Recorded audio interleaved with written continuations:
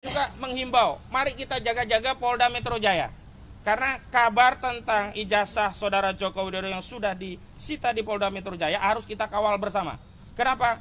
Karena banyak kasus sedang nangani perkara besar, akhirnya terjadi kebakaran. Misalkan di Kejaksaan Agung sedang nangani kasus besar, kantornya kebakaran. Nah, kami khawatir nanti nangani ijazah palsu saudara Jokowi, ya kan? Ijazahnya disita Polda Metro Jaya, lalu ruang Polda Metro Jaya kebakaran. Lalu tidak bisa dilanjutkan, kenapa? Barang bukti hilang, kenapa? Kebakaran, lalu ambiar. Tidak.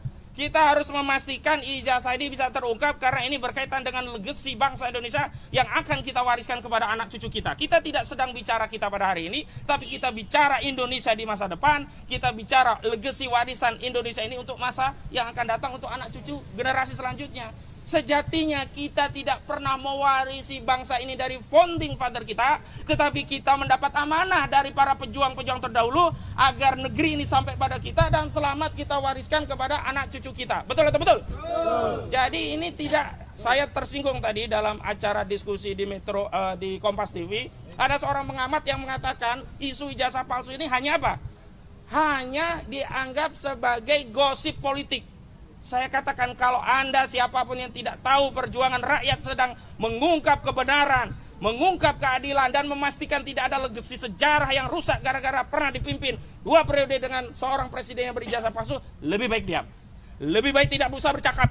Lebih baik tidak usah berpendapat. Dan hari ini saya tantang saudara Joko Widodo, kalau memang benar ada orang besar, tunjuk hidungnya. Siapa namanya? Apakah orang besar itu Aguan? Sebut Aguan. Kalau orang besar itu Antoni Salim, sebut Antoni Salim. Kalau orang besar itu SBY, sebut SBY. Jangan mengedarkan fitnah. Ini kan aneh. Mereka melaporkan difitnah oleh klien kami karena ijazah palsu. Tetapi hari ini mereka mengedarkan fitnah. Fitnah itu bukan hanya pada orang yang disebut besar tadi, tapi juga kepada klien-klien kami, seolah-olah kami cuma pion politik. Seolah-olah kami ini orang-orang yang bisa dikendalikan oleh partai politik, orang besar di negeri. Enggak. Kami tegaskan, perjuangan mengungkap kebenaran ijazah ini adalah perjuangan konstitusional. Karena ini perjuangan konstitusional, tolong jangan kaitkan dengan politik apapun. Sehingga ketika saudara Joko Widodo berusaha mengalihkan ini kepada aktivitas politik, bahkan dengan tuduhan-tuduhan fitnah-fitnah, ada orang besar, ada yang ingin mendowngrade, ada yang ingin menjatuhkan reputasi politiknya, sejatinya saat itulah saudara Joko Widodo sendiri yang sedang berpolitik. Nah, terakhir, nanti saya akan mintakan statement sebentar dari pihak yang akan diperiksa, bahwa sejatinya inilah sikap dari seorang warga negara yang layak dicontoh.